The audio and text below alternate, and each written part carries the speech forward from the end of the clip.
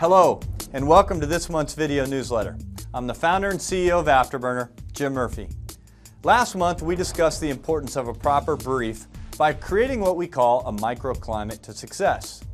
This month, we're going to discuss a very important component of combating task saturation, a technique we call task shedding. Now remember, in the past, we've discussed task saturation. Task saturation is the perception or the reality of having too much to do with not enough time, tools, or resources to get the mission at hand accomplished. We've also pointed out that as task saturation increases, errors increase and performance actually decreases.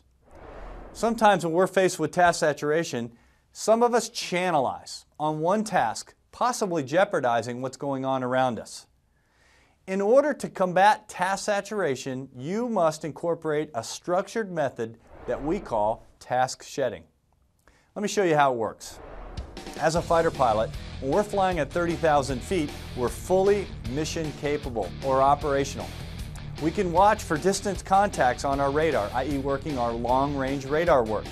We can operate the radio, fly formation, interpret data from different instruments in the cockpit, work our weapon systems. We can do just about everything 30,000 feet from the ground. As we begin to descend, however, the rules begin to change. As possible negative interactions with the ground become evident, we must shed tasks to stay safe and remain truly viable as an asset to the mission. At a certain altitude, we must drop out long-range radar monitoring. Even lower, we might stop monitoring the radio or flying formation. And finally, at critically low altitudes, there's only room for one task, the all-important task of watching the ground. Now let's turn this into a business example. Your team has a number of tasks that are included in their daily missions. They're conducting follow-up calls with existing clients. They're contacting potential new clients, updating production reports, and making sure that the current day's orders are shipped to the customers. Now, task shedding does not mean you just begin throwing off tasks randomly when things get overwhelming. Proper task shedding follows a logical, well-planned order that keeps your team consistently moving towards your future picture. So in your planning, you have determined that daily orders must be shipped on time to the customers. That's number one. As your team becomes task saturated, you need to brief them on the proper order and manner that they should shed tasks.